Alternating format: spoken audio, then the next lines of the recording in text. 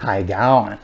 I am Jacaro Toro, and on this channel I talk about Australian Aboriginal languages, predominantly of the northwest of Australia.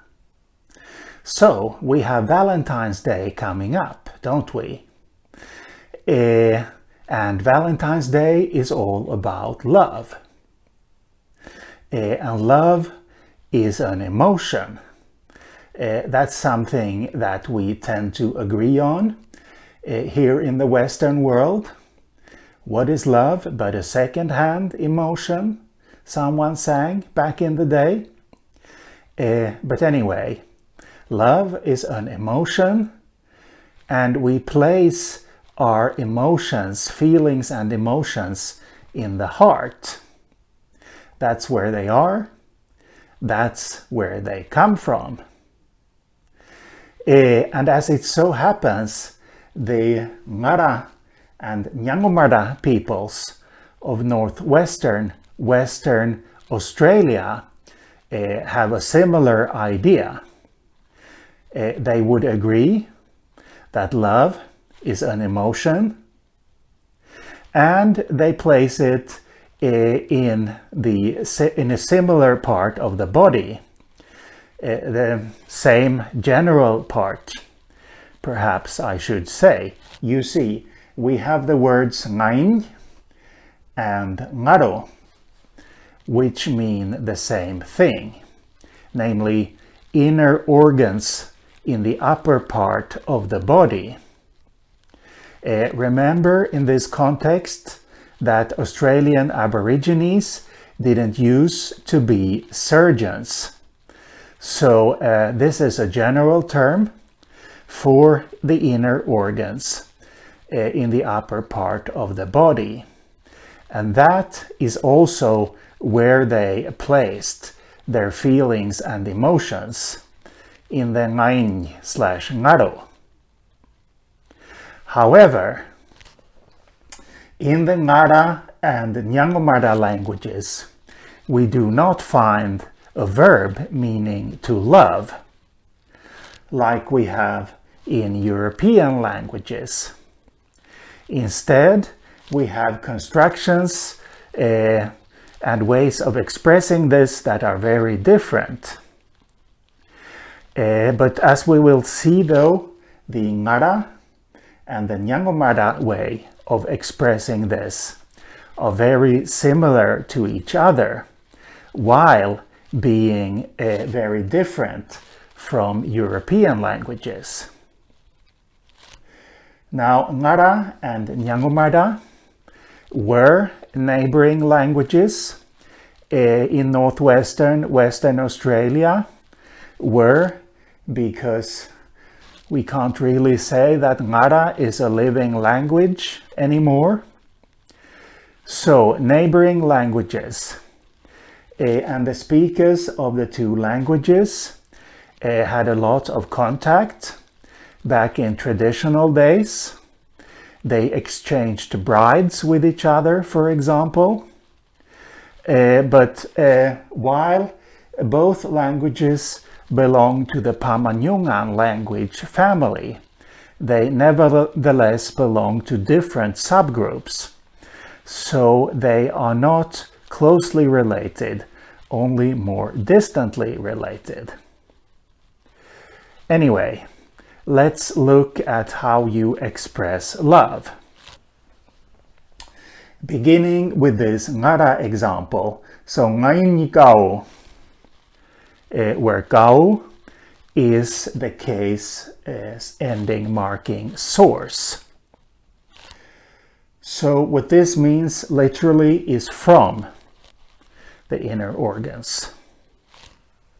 Nganunga, first person singular genitive pronoun. So from my inner organs. Mori is an intensifier that is very frequent in Ngara statements where love is expressed. So literally, very much from my inner organs. What does this mean? I love. Whom do I love? Perhaps Nina, which is the second person singular accusative pronoun, which could be added here. It could be added first, for example, Nina, ngainigawo ngano nga mori. I love you very much. A literal translation here becomes a little bit tricky. Very much from my inner organs. It sounds much better if we in English say you are very much in my heart, because that is the meaning expressed here. So I use heart as we would in English instead of inner organs. So you are very much in my heart. Yes. A second ngara example. Ngonyi kori konjara. Ngonyi, the demonstrative for something that is far away. This means that young woman.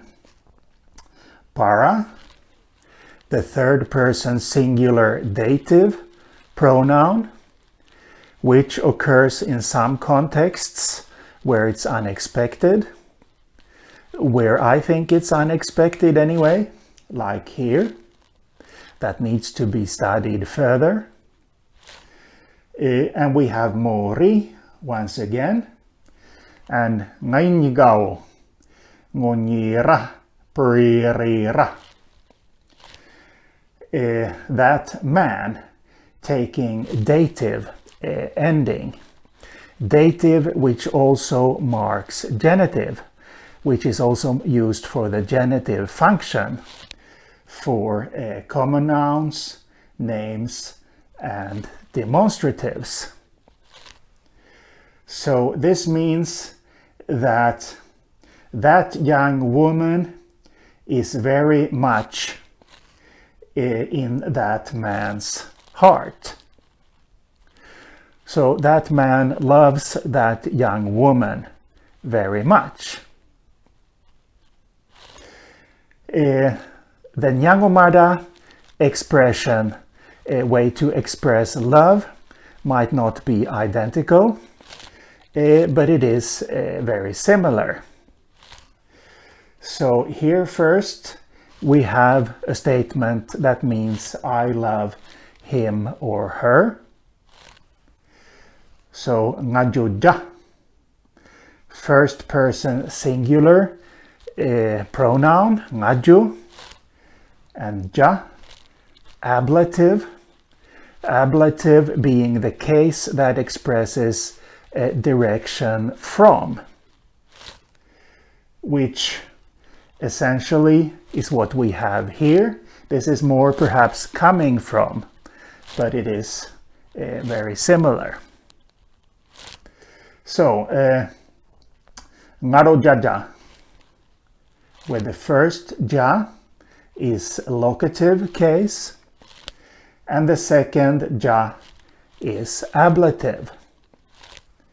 So, something is in the inner organs, hence locative, and it comes from there, ablative. In this context, I would like to mention that the locative form was originally ji. But under the influence from languages like Wanman and different Western Desert dialects, locative ji changed to ja, which is a bit unfortunate because now we have a locative suffix ja and we have the ablative suffix ja. So if it is not clear in a context what a speaker means, if he is using locative ja or ablative ja, those listening have to ask, Yes, that's how it works in contemporary Nyangomara. And then we have palin, the third person singular absolutive form. You see in Nyangomara, unlike in Ngara, all pronouns take ergative absolutive case marking. Yes, and you could exchange palin for nyundo if you like, and then it becomes I love you. And we have another Nyangomara example here, which comes from the Christian context. You see, the Bible has been translated to Nyangomara by my old friend Brian Gatenbeek and his late wife Helen. So this is an example, this is a translation, was what I intended to say. This is a translation of the phrase or expression, you should love God wholeheartedly. Ngarga ngara, ngarga, is the name the Nyangomara, Ngara, and Nyamal tribes used for the creator god, who created the world in the beginning, but then left it alone. And this name was chosen for the Christian god. So Ngara, an emphatic or focus marker. Waganjo, whole, instrumental. Nyondolo. So here we have the second person singular pronoun taking the ergative ending. Ngarongo. So ngaro, inner organs still, taking another locative suffix here.